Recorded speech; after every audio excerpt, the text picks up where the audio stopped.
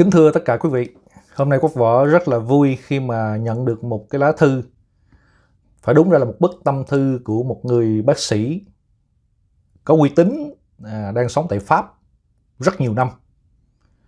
Ông năm nay cũng là 68 tuổi rồi và đã cống hiến tới 43 năm tại Pháp trong cái ngành mà Tây y, mà cũng có nghiên cứu về Đông y nữa.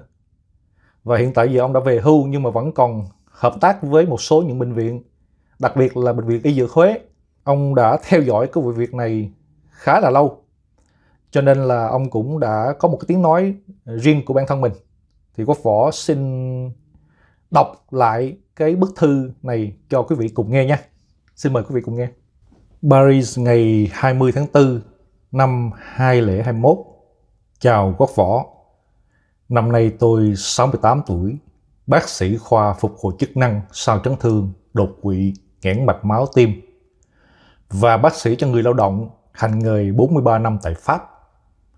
Tôi đã về hưu từ 2 năm nhưng vẫn còn liên lạc với ngành y vì tôi đang làm thiện nguyện để giúp đỡ các bác sĩ trường Y Dược Huế sử dụng tiếng Pháp khi qua đây thực tập. Tôi chuyên về Tây y nhưng tò mò tìm hiểu thêm Đông y nên đã đi học thêm lúc còn trẻ, tiếp tục theo dõi ngành Đông y của dân tộc mình và có từng làm thuyết trình về lịch sử và tiến trình Đông y Việt Nam cho các sinh viên theo học về xã hội, lịch sử, tôn giáo, vùng Đông Nam Á. Cho nên tôi vẫn theo từng bước tiến triển của Đông y trong nước.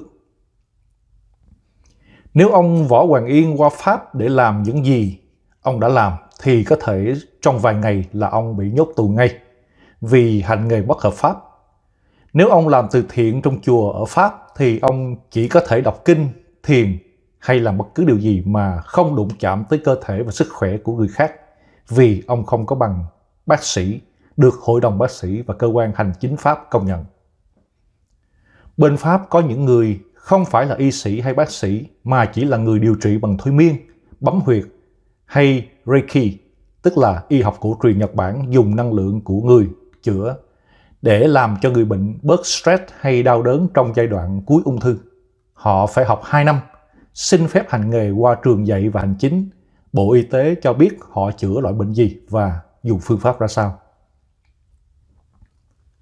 Tôi có theo dõi thường xuyên sự việc của ông bà Huỳnh Uy Dũng và Nguyễn Phương Hằng và ông Võ Hoàng Yên và tất cả các YouTube của em. Hoàn toàn đồng ý với bác sĩ trưởng và bác sĩ Quyền ở Canada và tất cả khách mời trên kênh của em. Sau đây tôi có vài ý kiến như sau. Thứ nhất, ông Dũng và bà Hằng đã mạnh dạn lên tiếng nói để phơi bày sự việc. Đương nhiên là họ đã có tên tuổi, làm ăn lớn và đã được nhiều người biết qua những đóng góp lớn từ thiện. Nhưng phải công nhận là họ có sự can đảm phi thường vì không dễ đối đầu với một thế lực ma mãnh này. Tập đoàn Võ Hoàng Yên chữa bệnh xảo trá và lường gạt những người bệnh nhân nghèo hay những người bệnh nặng chờ đợi cứu cánh và một phép nhiệm màu và thân nhân họ. Tôi đã nhìn thấy những clip của Võ Hoàng Yên cách đây 10 năm. Lúc đó tôi đã nhận ra trò hề và cho là nếu Võ Hoàng Yên chữa vô thương vô hại cho những người mê tín dị đoan thì cũng không sao. Nhờ sự hành động của ông Dũng và bà Hằng mà tôi biết là có rất là nhiều tệ nạn khác. Những người bị thiệt mạng, những trò bịp bợm khổng lồ của Võ Hoàng Yên và tập đoàn trong nhiều tỉnh thành và nhiều thành phố lớn của Úc, Canada, Na Uy, Mỹ để chữa bệnh với một cái giá tiền không phải rẻ cho dân chúng so với kết quả đạt được. Thứ hai, dân tộc mình cũng như một số nước Đông Nam Á vẫn còn niềm tin vào thế giới không hình và mê tín khi đứng trước các bệnh hiểm nghèo, các dịch bệnh và các bệnh không chữa được. Do đó, Võ Hoàng Yên mới có sáng kiến dùng cả 4 phương cách là mê tín, bùa ngải, tôn giáo và thế lực và truyền thông để điều khiển một tập đoàn lừa đảo trên đau thương của người khác và hiên ngang ăn trên đầu trên cổ bệnh nhân và gia đình của họ.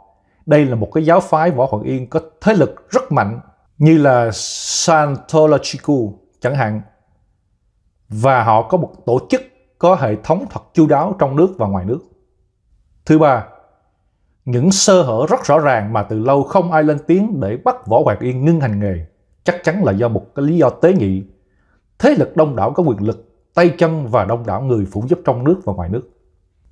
Khi Võ Hoàng Yên bắt đầu hành nghề cách đây 14 năm, hành nghề của ông không theo một trường học nào, cho là tài bẩm sinh của ông vậy.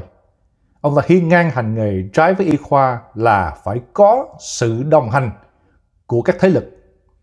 Ngay cả tiến sĩ Khanh đã cho biết có gặp ông Võ Hoàng Yên cách đây 10 năm và sau đó ông này không trở lại để làm hồ sơ để được cơ quan thẩm định quốc gia UIA công nhận là có thể dùng năng lực đặc biệt ngoài tự nhiên để chữa bệnh. Như vậy ông Yên được miễn chứng nhận của UIA để hành nghề trong vòng 10 năm mà không bị cơ quan nào của nhà nước tố giác. Ông Yên có bằng học bấm huyệt gọi là Acupressure bên Mỹ năm 2014 dành cho những người làm massage hay điều hòa năng lượng cho đau khớp, stress. Tại sao ông có thể đi chữa báo bệnh như là câm điếc, tự kỷ, tê liệt và dùng tay kéo lưỡi, vỗ hai tay, đập khớp, kéo giật mạnh các tứ chi, lật ngược lại tay chân đã bị co lại trên những người bị bại liệt.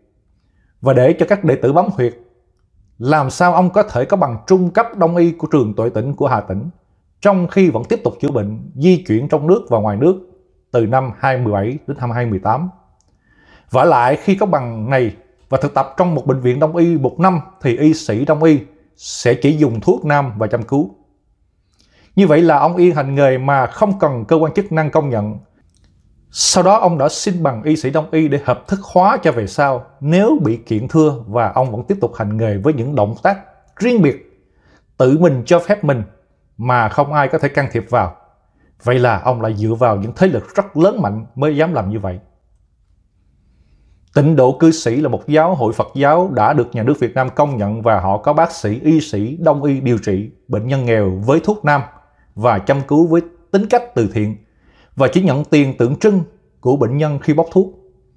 Ai trong Tịnh Độ đã có thể cho một người như ông Võ Hoàng Yên chữa trị một cách ngoài luồng, từ phương pháp chữa bệnh cho tới cách tổ chức từ tỉnh thành này qua tỉnh thành nọ, nếu không có sự tiếp tay của cơ quan đại diện y tế hay hành chính của tỉnh, thì tại sao ông Yên lại được đối xử ngoại lệ khác với những bác sĩ và y sĩ đông y của Tịnh Độ khi họ phải đi học, đi làm theo bài bản?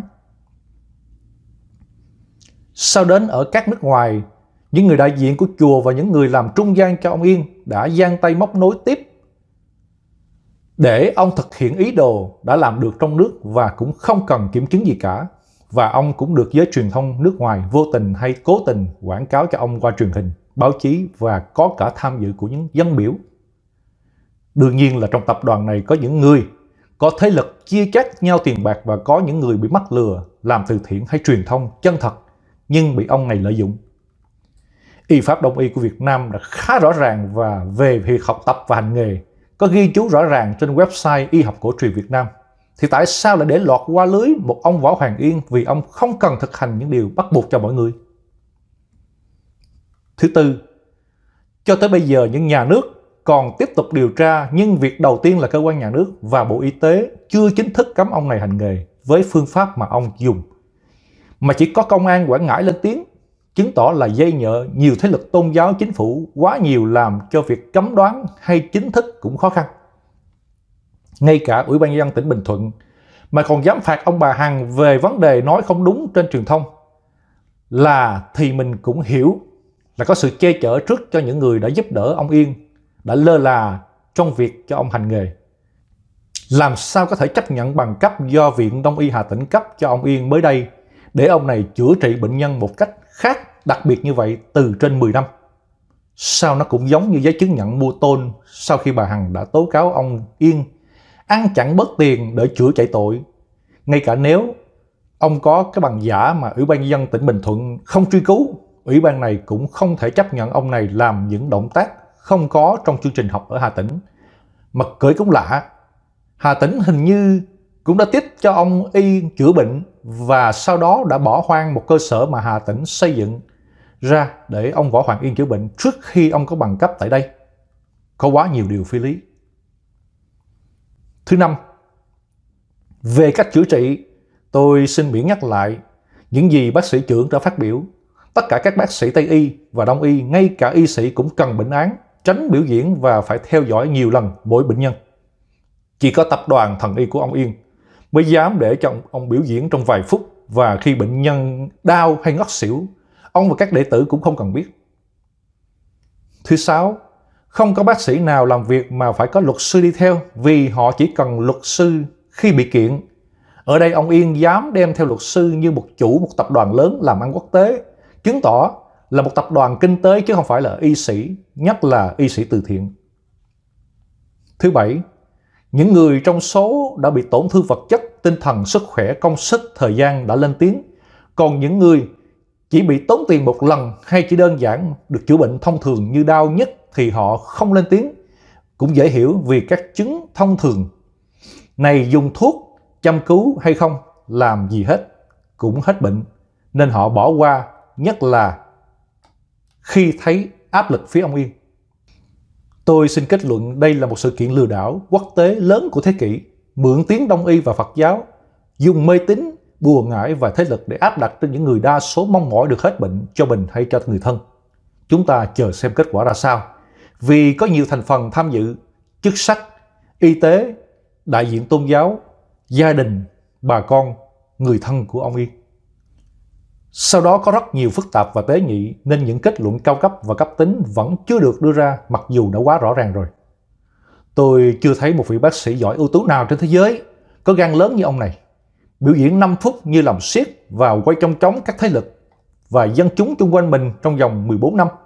Ông là một giáo phái mới của thế kỷ 20, Guru, được công nhận trong 14 năm và được tồn tại nhờ nhiều thế lực truyền thông, chính quyền tôn giáo và bè đảng của tập thể Võ Hoàng Yên.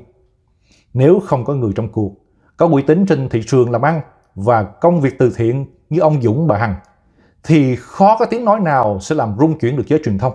Cũng may là mạng xã hội đã giúp cho họ làm được điều này. Nếu không, mọi việc sẽ chìm xuống thật là lẹ.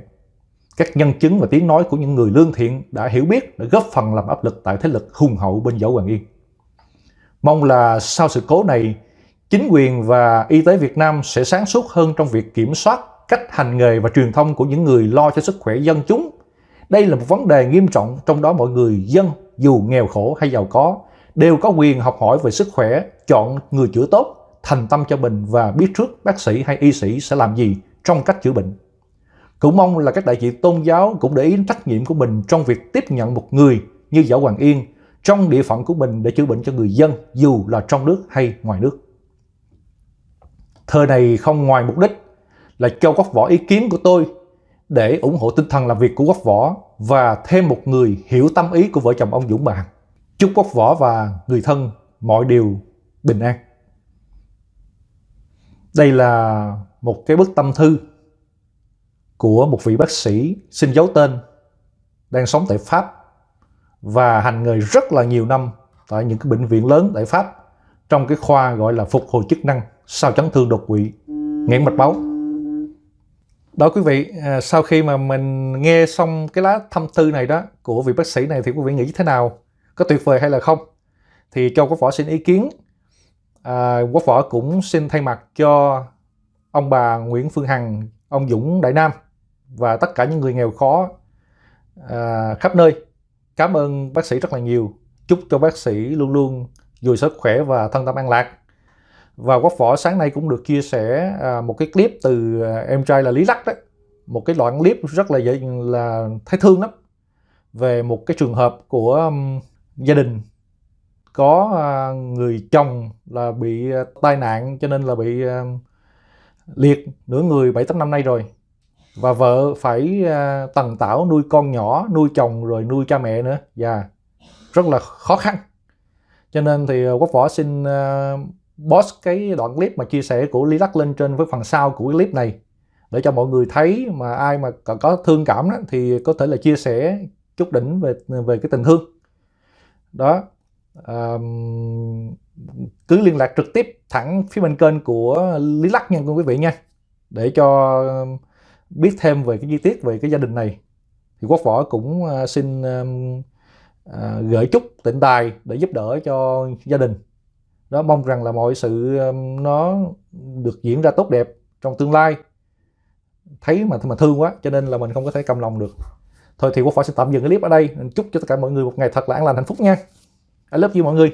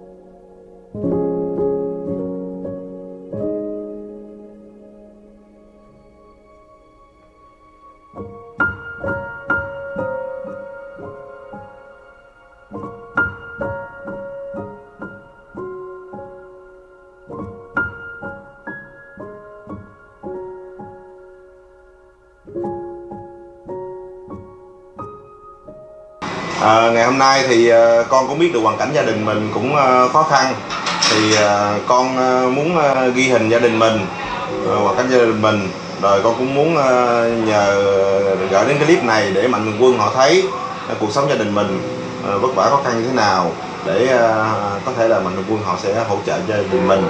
Thì trước tiên cô giới thiệu là cho tất cả mọi người biết là cô tên gì ạ? Cô là Ánh Vân. Vâng, dạ. Thì đây là con trai thứ mấy à cô? Trai thứ ba. Dạ. Ảnh là con rể không cô? Con rể. Dạ. Mà bây giờ nằm một chỗ không có ngồi lên được, kia gì thì bị chân mổ, cô mới mổ vừa xong sưng Dạ. cái chân Bị mổ hả? mổ. Nè. Rồi, ủa sao nó còn sưng nữa hả? Sưng còn sưng. Ủa sao rồi cái này không có uống thuốc gì cho nó xẹp không? Có. Dạ. 20 ngày đi khám lần. Dạ. Mà uống sao nó còn sưng quá. Nhưng mà có tái khám không? Có tái khám. 20 ngày đi khám. Dạ. Rồi thì cho con hỏi là tình hình của anh là ảnh bị như thế nào ạ? Bị tai biến. Dạ. Tai biến rồi nằm một chỗ rồi không ngồi được, mà cũng không có đi được gì hết. Dạ. Bây giờ chỉ nằm thôi, lúc ăn vậy thôi. Dạ. Ảnh giơ tay gì? Chào á. Dạ. Chào chú. Dạ. Chào anh ạ. Dạ. Số 1 á. Dạ. Thì cô Ánh Vân ơi, ảnh nằm bao nhiêu năm rồi? Coi như là 6 năm mấy 7 năm rồi đó. Dạ, 6-7 năm rồi. Trước đó là ảnh làm nghề gì ạ? Là làm bưu điện. Bưu điện là làm bên bưu phẩm hay là bên giao hàng hay là Coi như kiểm phẩm. kiểm phẩm ha? Dạ. Thì ảnh là con rể rồi, thời gian ảnh bệnh như vậy thì gia đình ảnh có về đây thăm ảnh không? Không. Ủa gia đình ảnh đâu rồi? Ở bên Nguyễn Thị Diểu mà không có qua, coi như là bỏ không có qua. Rồi là coi như vợ nó lo, bên gì lo không. Gia đình bỏ luôn. Con đến con gặp gỡ, con ghi hình thì con mong cái clip này gửi đến cộng đồng mạng thì mọi người biết hoàn cảnh gia đình của cô như thế vậy á, thì để hỗ trợ được phần nào đó cho gia đình mình bớt khó khăn hơn. Và cái nhà này là nhà thuê hay là Nhà thuê không? dạ. Cô ở đây bao lâu rồi? Coi như là 8 năm. 8 năm. Mình thuê đây bao nhiêu tháng cô? 2,5 triệu đây. 2,5 triệu. Rồi sinh hoạt của anh hàng ngày thì phải sử dụng tả rồi ăn uống như thế nào ạ? Tả rồi coi như là ăn sáng, trưa, chiều, tối gì đó, sữa nữa. Dạ. Và con giờ làm công nhân cũng không có lương gì. Dạ. Mua hao bà già nữa là gì với ổng. Là vợ của anh là công nhân, vợ là công nhân, rồi con thì đi học, rồi hai ba mẹ thì già. Dạ. Dạ. Rồi chồng thì bệnh nằm như vậy nữa. Thì ảnh cũng có được trợ cấp gì không cô? Có đi làm có trợ cấp. Dạ, có nghĩa là bây giờ là có cái giấy trợ cấp khi mình ngã bệnh là có giấy trợ cấp. Dạ. Thì cuộc sống gia đình mình có khó khăn nhiều không cô? Thì coi như là một mình làm công nhân mà nuôi hai ông bà già, đứa con rồi một người bệnh gì đó. Thì chú tới đây có gì cũng mong lần sau mạnh thường quân giúp đỡ cho gia đình. Dạ. Thì cái chân của cô thì cô có uống thuốc gì không? Có. Thuốc ha. Thì bây giờ con sẽ con nhờ một số anh chị nào đó có những cái thuốc nào mà tốt về xương khớp, tốt cho sức khỏe của người già. Tức là cái chân của cô bây giờ là mổ xong rồi là giờ là xong chưa? Coi như xong rồi mà nhưng bác sĩ nói là bị máu đông. Máu đông. Bác sĩ nói máu đông. Coi như là Vậy bây giờ nó sưng vậy là bị tê bì nữa không cô? Nó giờ nó sưng. Bóp vậy nó đau không cô? Không. Nhưng mà đi cứ cà nhắc. Cái sinh hoạt, cái tắm rửa, cái vệ sinh cho ảnh như thế nào ạ? Thì vợ của chú lo. Vợ lo hết ha. Nghe mới nãy vợ nói là chăm sóc kỹ lắm. Kỹ. Tắm rửa rồi vệ sinh. Sáng là cũng lo. Sáng là ngủ dậy là 5 giờ phải dậy rồi lo rửa rái ổng này kia cho ăn sáng rồi nó mới đi làm. Cắt tóc rồi gội đầu. tại chỗ luôn, không có đi đâu luôn, nằm vậy không có ngồi được. Mà trước là vợ nói là nhìn anh đẹp trai đúng không? Đúng rồi. Được nghiệp Bệnh ha. xuống 6 7 năm rồi. Dạ.